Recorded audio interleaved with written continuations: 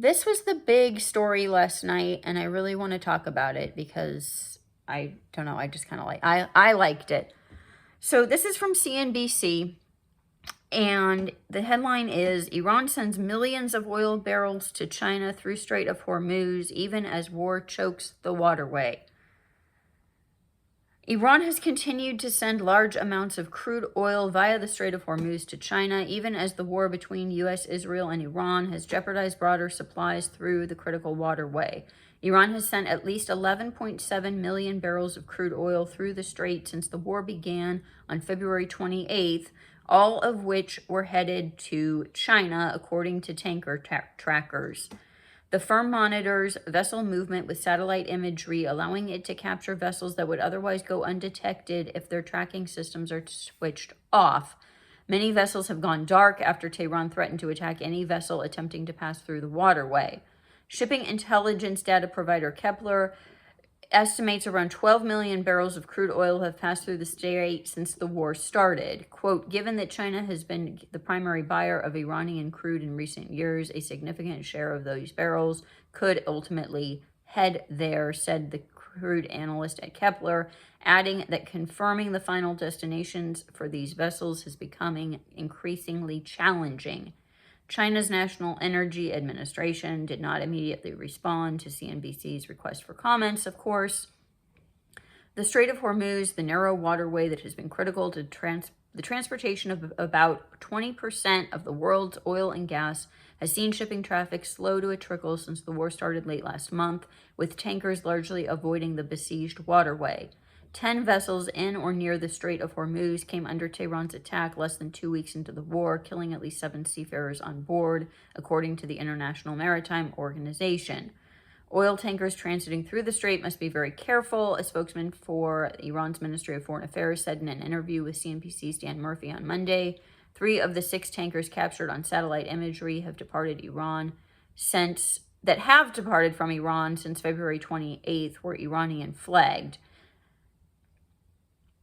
Harg Island Terminal, located 15 miles off the coast of mainland Iran, has long been the country's primary oil export facility, handling around 90% of its crude exports before tankers travel through the strait. Now, Iran has also resumed loading tankers at the Yazd oil and gas terminal along the Gulf of Oman, south of the strait, which could add additional capacity to crude shipments. An Iranian vessel loading 2 million barrels of crude oil, only the 5th such loading there in the past 5 years, according to tanker trackers. The renewed activity at Yazd signals that Tehran is exploring alternatives to the strait, although the extent to which it can serve as a viable route for shipments remains uncertain. I think the J isn't pronounced. I think it's Yazd. It might be Jask, but I think it's Yazd. Iran's only crude export outlet on the Sea of Oman that bypasses the Strait of Hormuz entirely has rarely been used, as it appears far less efficient. Locating a single very large crude carrier, or VLCC, a class of supertanker built for long-haul oil transport, can take up to 10 days.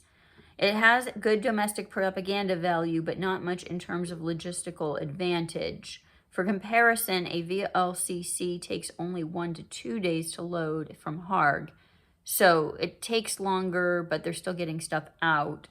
While Tehran continues to export to China, shipments of about 1.22 million barrels per day were significantly lower than the levels before the war broke out.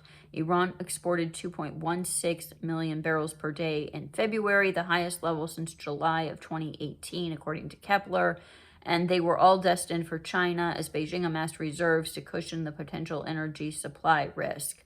In the first 2 months of the year, Beijing accelerated its efforts for building its oil stockpile, with crude imports soaring 15.8% compared to a year earlier, according to customs data. According to Kepler, Iranian crude loadings also hit a record high of 3.78 million barrels per day in the week of February 16th, or I don't know. I think that's a typo. More than double the previous weekly average of roughly 1.48 million barrels per day.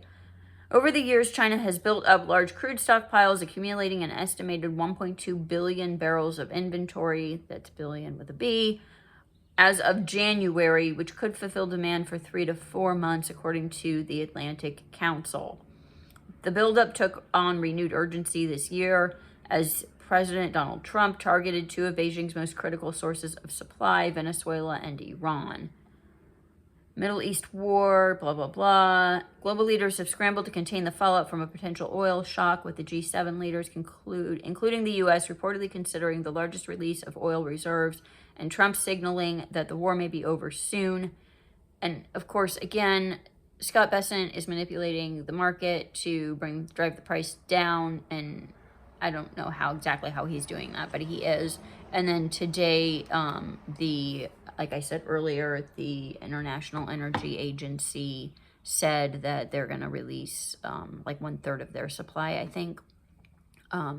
But the problem with that is it only buys you, reportedly, is only going to buy time for like 2 to 3 weeks, which is about the same amount of time that it's going to take to end this thing. I mean,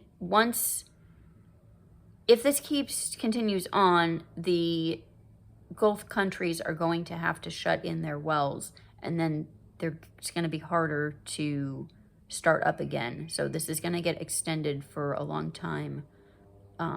Possibly we'll be feeling the effects of this for years.